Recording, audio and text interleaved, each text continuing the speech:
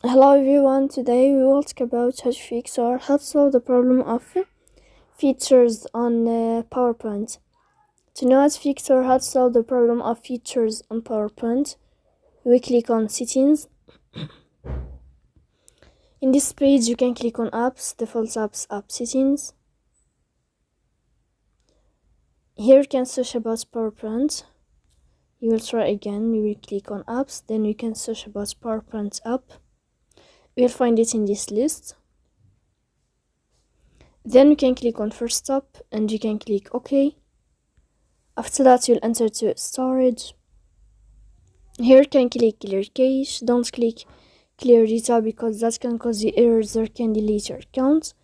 In the end you can turn off your phone and you can wait a moment to turn on your phone again. So please don't forget to support us by like and subscribe. See you next time.